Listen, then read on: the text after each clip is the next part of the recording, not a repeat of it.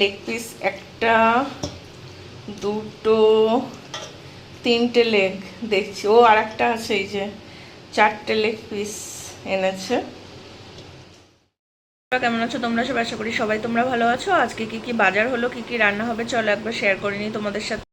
আজকে কি নিয়ে আসলো চলুন তাহলে দেখে নিই। চিকেন নিয়ে এসেছে দেখছি। লেগ পিস একটা, দুটো, তিনটে লেগ দেখছি। ও আর একটা আছে, এই যে 4টে লেগ পিস এনেছে। কচকচি মেটে সবই আছে দেখছি। দেখি আজকে একটু অন্যরকম করে মাংসটা বানাবো, তো চলুন কি করে আজকে মাংসটা করব আপনাদের সাথে সব শেয়ার করব। না তোর ধুতে হবে না, আমি ধুচ্ছি। আমার ছেলে বলছে আবার দাঁড়াও দাও ধুয়ে দিচ্ছি, ভাবুন। আমি ধুয়ে নিচ্ছি, এক্ষুনি ধোয়া হয়ে যাবে। দিয়েছি কলার মধ্যে, কিন্তু আমি একটু তেল দিয়ে দেবো।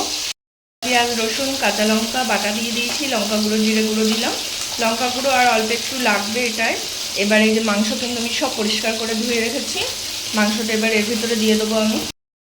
মাংসগুলো কিন্তু সব দিয়ে দিয়েছি, এবার ভালো করে কষাতে হবে মাংসগুলোকে।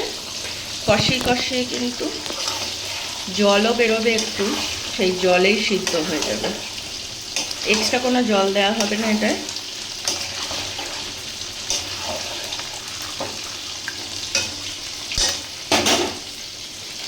দিয়ে দেখেছেন কতটা জল বেরিয়েছে। এবার কিন্তু আমি এর ভিতরে টমেটো কেটে দিয়ে দেবো, দুটো টমেটো কেটে একটু ছোট ছোট পিস করে দিয়ে দেবো, যাতে পুরো মাংসের সাথে মিশে যায় টমেটো ভালো করে।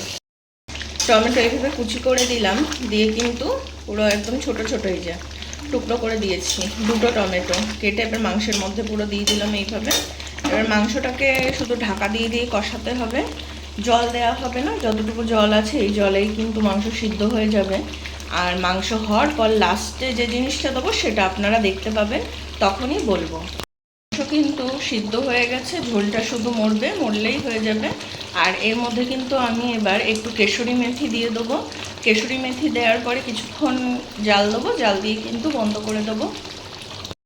এবার কিন্তু কসুরি মেথি দিয়ে দিচ্ছি আমি এর ভিতরে।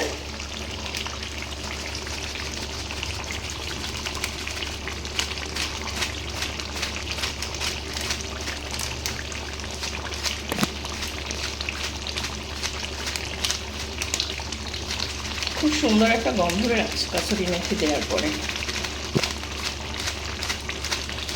যারা যে পরিমাণে খাবেন তারা ঠিক সেই পরিমাণে দেবেন।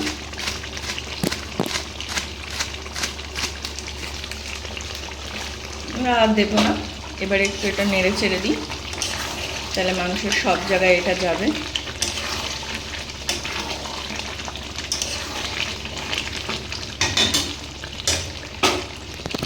চিকেন কিন্তু হয়ে গেছে, এবার আমি বন্ধ করে দেবো এটাকে।